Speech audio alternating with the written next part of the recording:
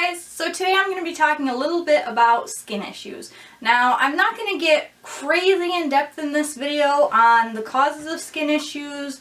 I'll get a little bit in depth, but really I wanted this video to show off some of the products that I personally like to keep on hand for my own dogs when they have skin issues that show up. But with that being said, I want to remind everyone that this video should not be taken as a substitute for talking to your veterinarian. So if your dog is having skin issues and you don't know what they're caused from or what they are, make sure that you go to a licensed veterinarian and have them, get a checkup and make sure that everything's going okay. Make sure that you talk to your vet before you try any of this stuff, no matter how simple of an issue it seems or how common of an issue this is. You really need to talk to your vet first before you try anything like this over the counter. So, but if you're like me and your vet is well aware of all of your dog's issues and have diagnosed your dog's issues, and you know what the issues are based on your vet's finding and testing, then these things may be able to help you. But just make sure that you talk to your vet before you try any of this stuff. So let's just jump right in and I'll show you a couple of the things that I keep on hand for my dogs and what I use them for and how I use them properly. So as you can see, I actually have a bunch of different things that I have for my dogs, and all of these things can really be purchased right over the counter. There's nothing here that you need through a vet, though again, I do stress make absolutely sure you know what your dog's diagnosis is. No matter how simple it is or how simple it seems like it is, just make sure that you talk to your vet first. And make sure you talk to your vet about using any of these things before you try them.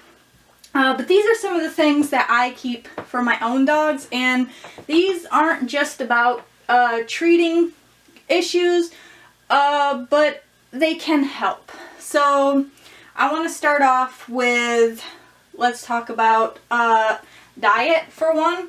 So some of the big things with diet that I tend to add, and if you'll notice, coconut oil is not one of them, and I will talk about that in a bit. But some of the things that I actually do add to the diet is a probiotic. Now, again, this is something that you really need to talk to your vet about, because probiotics, if they're not used correctly, can actually cause an imbalance in your dog's good gut flora and good gut bacteria. And gut bacteria is very, very important for all over health, for essentially the dog's entire bodily systems and function. So if your dog doesn't have an imbalance or, a problem with their gut bacteria, adding in a probiotic can actually make things worse.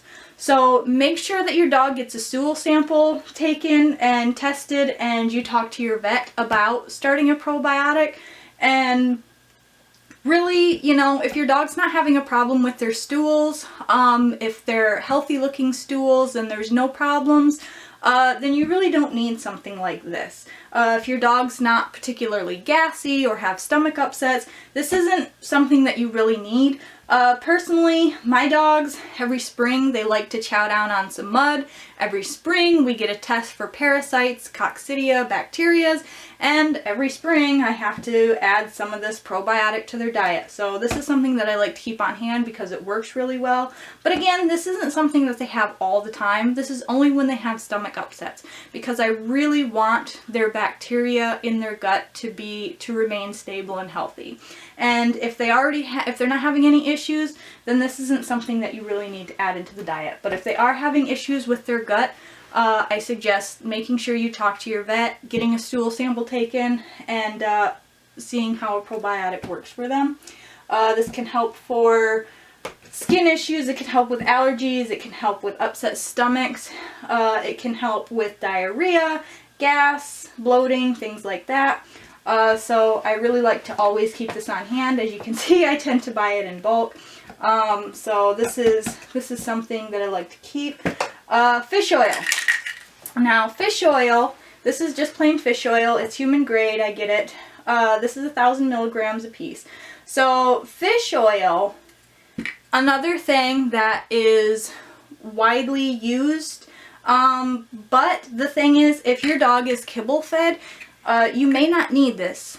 And the thing about fish oil and omega-3s in general is overdosing can cause bleeding issues. And especially if your dog has undiagnosed stomach ulcer, which is semi-common in dogs, and it can be hard to notice because your dog can't say, ooh, you know, I feel some burning.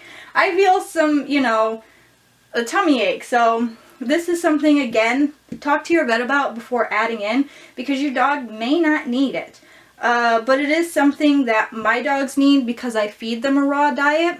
So I do have to supplement with omega-3s because they do get a lot of grocery store meat. They also get a lot of wild-caught game and stuff like that. So this is something that my dogs take in. If your dog's having some dry skin, you know, like I said, talk to your vet about it.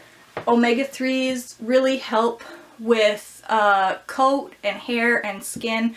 And with the skin, your skin naturally produces oils. Now, if your dog's not getting enough fat or omega-3s or oils naturally in the diet, that can actually cause a weakness in the production of oils in your skin, and that can help cause skin infections, overgrowth of fungus. It can actually weaken the immune system because the oil creates a barrier against bacteria and infections and even parasites.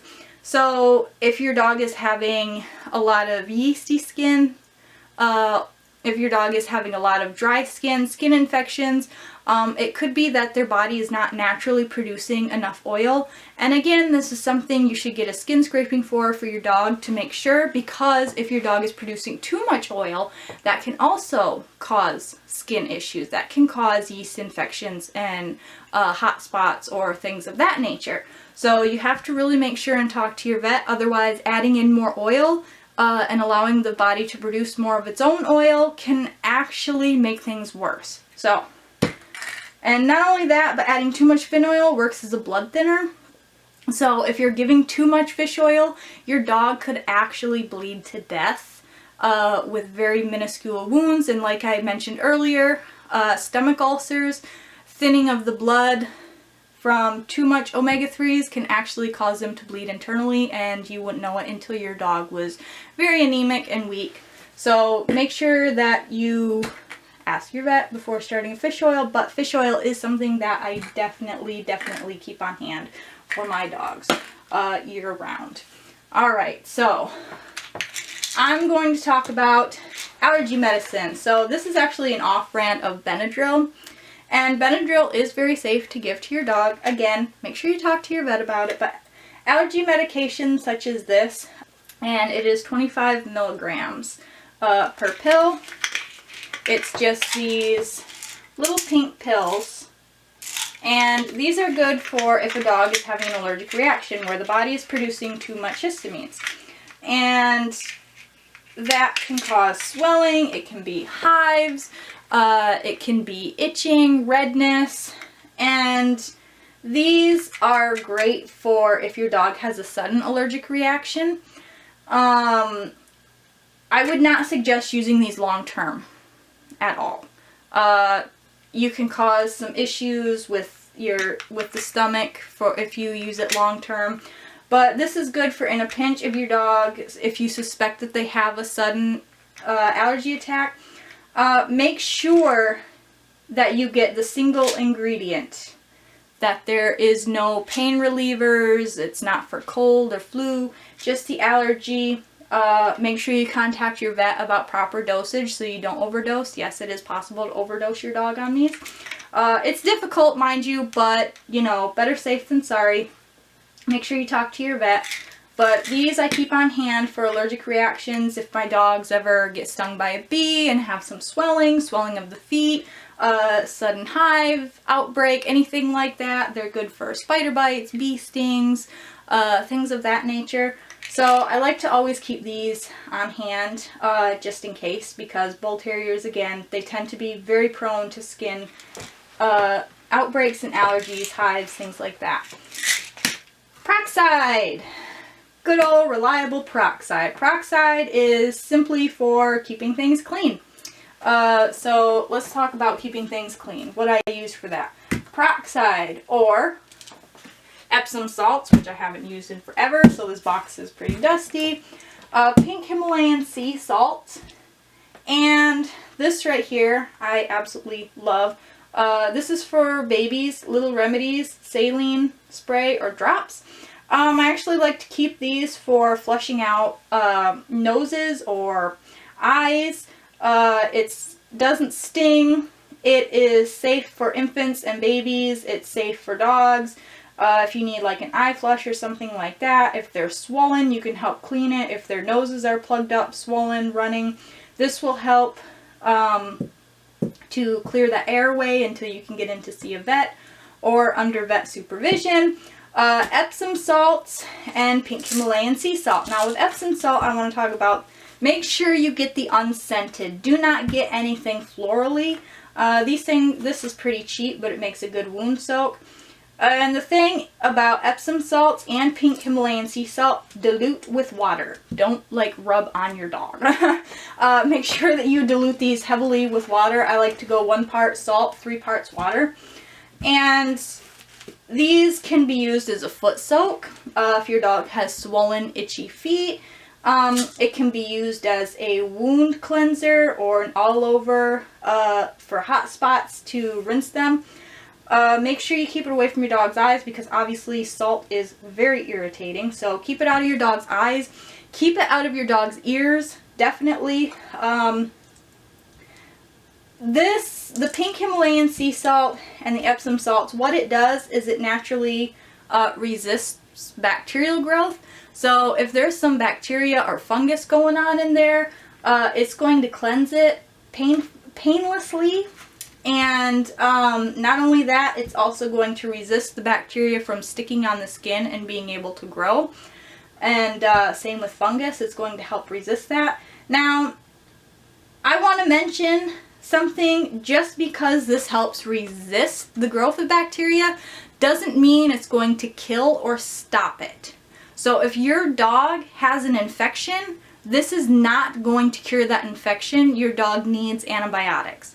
Okay, so if your dog has a fungal infection, which is fungal spores, it's not actually bacteria per se, but if your dog has a fungal infection, this will help keep it clean and help reduce. But again, it's not a cure. So this is not something, if your dog has an infection or an active fungal infection, you need actual medication for that. So this is just to help keep things clean. So that it doesn't, like if it's not an actual infection yet, this is going to help keep it clean. Peroxide, I make sure to dilute with water because peroxide can be harsh on cell regeneration. And what that means is it makes it difficult for your body to heal itself naturally. It kills off the healthy skin cells. So this I tend to dilute with water, and because it does sting, I tend to use this rarely. This is a little bit stronger than this sort of stuff. So I only use that for a little bit stronger sort of thing. Baking soda. Baking soda is great for itching if your dog has especially itchy paws. I really love to make a paste of baking soda and water. This is also good for stings and bites. This will help relieve swelling, itching, help draw out some of the toxins that cause the itching. And you just got to make sure that your dog doesn't eat this or drink it. Same with pretty much everything in here. Try not to let your dog, if you're putting peroxide on your dog, don't let him lick it. If you're putting the Epsom salt water or Himalayan sea salt water, do not let your dog drink it. If your dog ingests too much, it's actually toxic.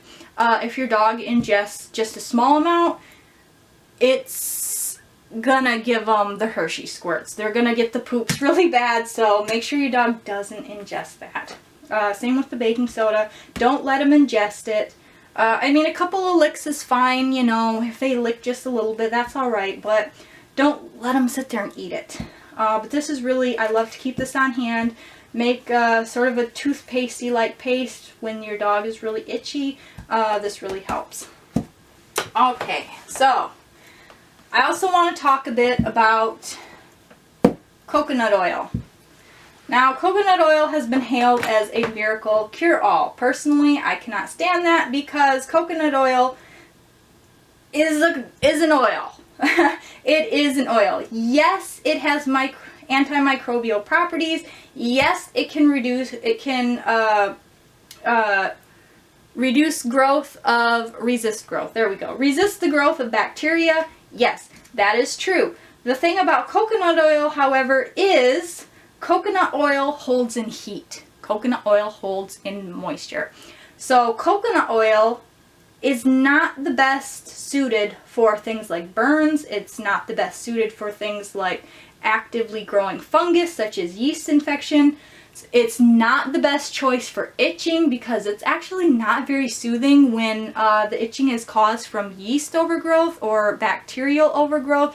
It's actually not suited for that. To be quite honest, about the only thing that I like to use coconut oil for is when my dog already has healthy skin. When my dog isn't itching, when my dog has a good, nice coat and healthy skin, I actually like to just take this maybe twice a year. I like to just take a little bit in my palm, smooth it over my dog's coat, let it sit for an hour, and rinse it out in warm water. Now, the reason I like to do this is because it just helps with the fur. It makes it soft.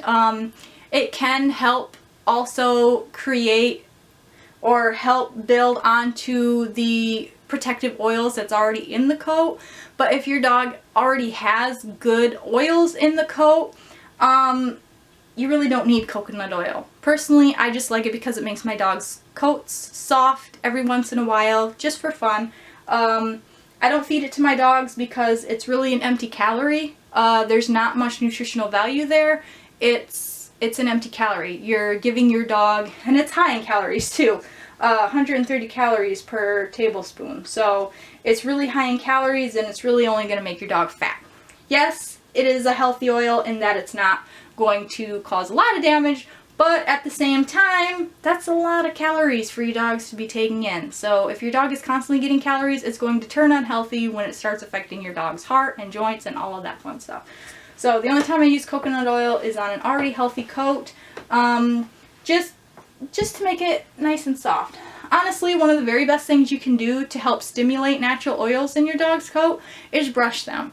All you do is take a rubber curry brush or like a rubber zoom groom and just give them like a massage, and that's going to help stimulate the skin into creating its own natural healthy protective barrier and its own natural oils. So let's talk now about some medicated shampoo. Now, I see so many people, again, kind of treat this like coconut oil, and they try to use these shampoos for long term. Honestly, the problem with medicated shampoos is they are a medication and you can overuse them. The thing about bacteria is it doesn't take all that long for it to be constantly around it for them to become resistant. So if you're relying on a medicated shampoo for months and months or even weeks and weeks at a time, you're going to start causing that bacteria that's growing on the skin to start resisting that shampoo and the medication in that shampoo. Even though it's low dose, you're going to start causing resistant bacteria to form, and then the shampoo's not even going to work. So personally, I don't like to use medicated shampoo for long periods of time. If the medicated shampoo doesn't clear up an issue within a month, tops, I put it away and I start looking for deeper things, go back to the vet, look into diet, look into the immune system. Autoimmune disorders can often cause chronic skin problems. Look into diet. Dogs can be, just because a dog doesn't have an allergy to something doesn't mean they can't have an intolerance.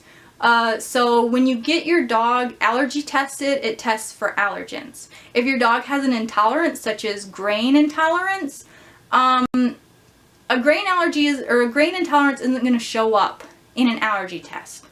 Grass intolerance isn't going to show up in an allergy test. But that doesn't mean it can't cause intense or even life-altering symptoms. So these are things that, yes, you should look into to find out if they are an allergy. If they're not an allergy, you need to go home, you need to make a diary of the things your dog is introduced to, and then you need to help cut those things out as much as possible. So again, medicated shampoos are absolutely wonderful, but I don't like using them or recommending them as a long-term solution. This kind I really like, Nudie, but there's lots of different brands out there. I personally like this one just due to the ingredients list. It's very minimal ingredients. They're pretty natural. There's not any sugar in them, which is glycerin. And you can actually find that in some shampoos. This one, I like it. But like I said, I will not use longer than a month tops. If the issue is not clearing up by then, you really need to look into the big cause. So here are a couple of things that I use. So this right here is medicated. I actually like the foot powder, and I actually ran out of the foot powder. So I'm just kind of showing this, the body powder. This is medicated. And this really helps itching, and this is really good for things like yeast overgrowth. If your dog has a very yeasty coat and skin, which is what Bull Terriers tend to be really prone to, this can work great. The problem though is you have to be very diligent about not allowing this to get in your dog's eyes, not letting them breathe in. So you have to be very careful, and you have to dust this incredibly lightly. But the good thing about this is because yeast is caused by excessive moisture and fungal and warmth, so this really helps knock that fungal infection out by keeping things dry with the powder. And also keeping them from itching, causing secondary skin infections because it's medicated against itching. So it really keeps them from wanting to itch. I would never ever use this if your dog has an open hot spot. Okay? This is not something you want to get into an open wound. If your dog has open wound or an active skin infection, do not use this. Again, talk to your vet. But this is really for if your dog seems to have a smelly bit of a greasy coat. Don't use it if they've got anything open. No open wounds. You don't want to get this in there. Don't want to get it in their eyes. Do not put it in their ears. Never put anything in your ears that is not marketed for your dog's ears. No baby oil, no coconut oil, no rubbing alcohol. If it's not designed specifically for your dog's ears, don't put it in your dog's ears. So... but this I absolutely love for feet. If your dog goes out and they tend to get prone to itching feet due to yeast overgrowth from licking, I love to use this on my dog's feet, keep them nice and dry. But again, don't put it on and walk away. Make sure you observe your dog, keep them from licking, because this is not good for them to ingest. Definitely not even a little bit. Don't let them ingest it. Diaper rash cream. What do I use diaper rash cream for? Well, the thing I absolutely love about diaper rash cream and diaper rash ointment is it is great for chapped bellies or chapped inner thighs. My dogs tend to get chapped skin in the wintertime due to the cold snow when they go out to use the bathroom. Also, we have a wood stove, so it tends to get very dry in here. And I absolutely love diaper rash ointment. Diaper rash ointment is also excellent for yeasty paws. If your dog is licking and they have wounds in their paws, because this is really soothing to the skin. It's very gentle on the skin, but at the same time it can really help knock out some yeast, and it can really help knock out some bacteria. So this also protects against like dryness, and it protects against moisture. That can be a big problem if your dog has yeast overgrowth. Make sure before you put any of this on, you clean the area thoroughly and do not put it in open wounds or very raw or bleeding skin. But I absolutely love this for between the toes, for especially in the winter, spring months when everything's wet and damp. I bring my dogs inside, I wipe down their feet, wash it, dry it thoroughly, add just a dab. Make sure you go with just the zinc oxide brands. There are some other brands that have other active ingredients, but look for the active ingredients. If the only active ingredient is zinc oxide, awesome.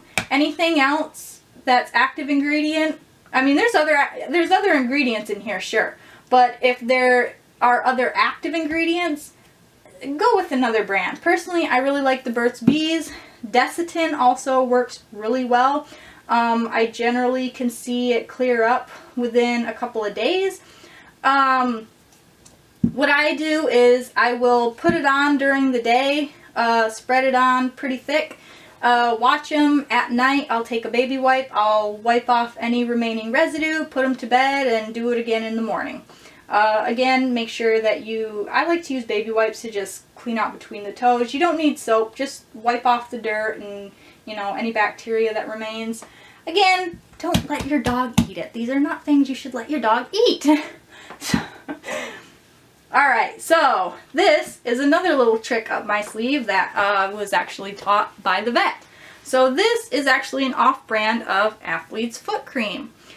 And Athlete's Foot Cream is, okay, so Athlete's Foot is actually a fungus. And it is a very similar fungus to the sort of fungus you find growing on dogs when they have yeast infections, such as the redness between the toes, on the belly, things of that nature. Sometimes you see it in white dogs as tear stains.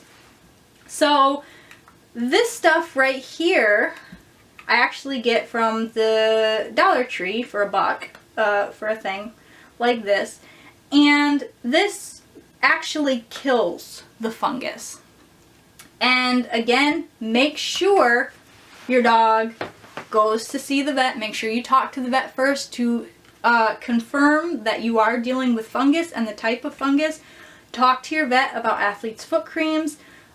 See what they have to say. Make sure that what you're dealing with can be dealt with an Athlete's Foot Cream, because if your dog has a skin infection, this is going to do nothing but probably make it worse. So make sure your dog is properly diagnosed. Make sure you talk to your vet. But if your dog is prone to yeast infections of the feet from licking, and you've spoken to your vet about it, your dog's been diagnosed, generally you can keep this on hand and it will cut it right off at the knees before it can get really worse or really bad. Again, don't put this on if your dog's been chewing away and it's open, bleeding wounds. Just cut it off at the source. If the paws are starting to get smelly or a little bit red, talk to your vet, get them diagnosed, and then you can start dabbing something like this on multiple times a day. Don't let your dog lick it off. Don't let him eat it. Watch him like hawks. Don't put it on and just walk away and be like, ah, he's fine. Make sure you watch him, because this stuff is a medication. It can be toxic if ingested. Okay, I want to talk about this bad boy right here. So this is Orajel, and this is actually awesome if your dog has a hot spot or if your dog has some open wounds that they're chewing on actively because they're itchy or painful. This, excuse me, this will actually help to numb it.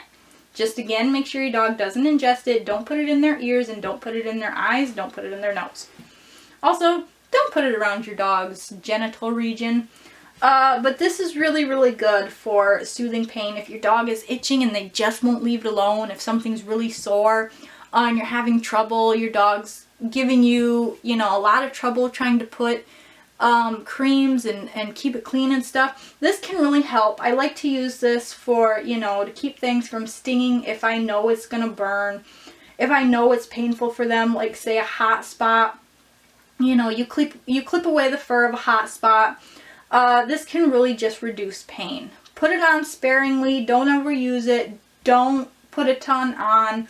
If it's a deep wound or a huge hot spot, make sure you get to your vet. But this really helps if you know, to kind of help. All right, so no brainer here.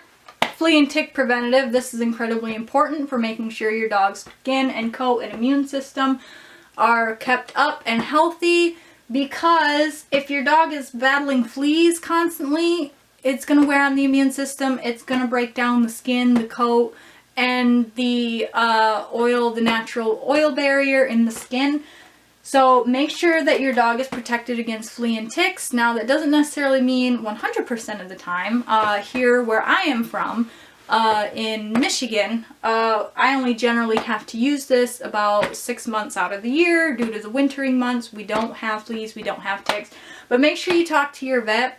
It doesn't necessarily have to be spot on. There are lots of different types out there. There's something that's going to work for you and your dog. I just highly recommend making sure your dog stays on a preventative for parasites. So that will definitely help the coat and the skin to stay healthy, because your dog can't exactly break out in hives if they don't get bit by a bug. See what I'm saying? So I hope this video was helpful. Again, make sure before you try any of this stuff that you talk to your veterinarian to make sure that you're using the right product for your dog's issue, whatever it may be. So again, I hope this was of some help. These are the things that I like to keep on hand for any minor problems that pop up or that may happen until I can get into my vet, or, you know, things that we've been dealing with for long periods that I am very confident and my vet is very confident in. So yeah, I'm sorry this video ran so long, but thanks for watching.